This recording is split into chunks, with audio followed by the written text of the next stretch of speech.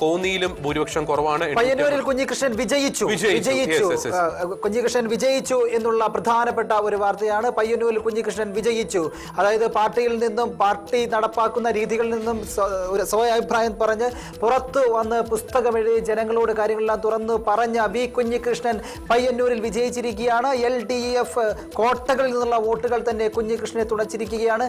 അപ്പോൾ LDFിന്റെ ഉള്ളിൽ CPM-നുള്ളിൽ ഉണ്ടാകുന്ന വിഭാഗീയത, ജീർണത ഇവയെല്ലാം തുറന്നു പറഞ്ഞുകൊണ്ട് വി കുഞ്ഞികൃഷ്ണൻ പുറത്തേക്ക് എത്തിയത്. അങ്ങനെ വി കുഞ്ഞികൃഷ്ണനെ ആളുകൾ ഏറ്റെടുത്ത് കഴിഞ്ഞു എന്ന് വേണം പറയാൻ. വി കുഞ്ഞികൃഷ്ണൻ ജയിച്ചു എന്നുള്ളതാണ് ഏറ്റവും പ്രധാനപ്പെട്ട കാര്യം. വി കുഞ്ഞികൃഷ്ണൻ ജയിക്കുമ്പോൾ സംഭവിക്കുന്നത് പാർട്ടി തോൽക്കുക എന്നുള്ളതാണ്. പാർട്ടിക്കുള്ളിലെ ജീർണതകൾ തോൽക്കുക എന്നുള്ളതാണ്.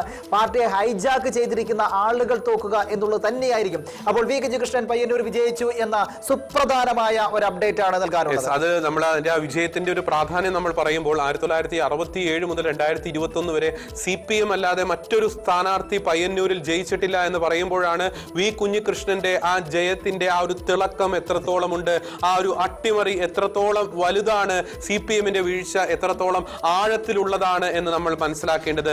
പയ്യന്നൂരിൽ 1967 മുതൽ അവിടെ ജയിച്ചിരിക്കുന്നത് CPM സ്ഥാനാർത്ഥികൾ മാത്രമാണ്. അത് എടുത്തു പറയേണ്ട ഒരു കാര്യമുണ്ട്. 96-ൽ ഇപ്പോഴത്തെ മുഖ്യമന്ത്രി പിണറായി വിജയൻ അവിടെ ജയിച്ചു കയറിയിരുന്നു എന്നതാണ് പ്രധാനപ്പെട്ട കാര്യം. 2001-ൽ 2006-ൽ PK ശ്രീമതി ജയിച്ച മണ്ണാണ് ഈ പയ്യന്നൂർ എന്ന് പറയുന്നത്. അവിടെയാണ് ഇതാ ചരിത്രം തിരുത്തി കുറിച്ചുകൊണ്ട്, പതിറ്റാണ്ടുകളുടെ ചരിത്രം തിരുത്തി കുറിച്ചുകൊണ്ട് പയ്യന്നൂർ വി കുഞ്ഞികൃഷ്ണൻ ജയിച്ചു കയറുന്നു.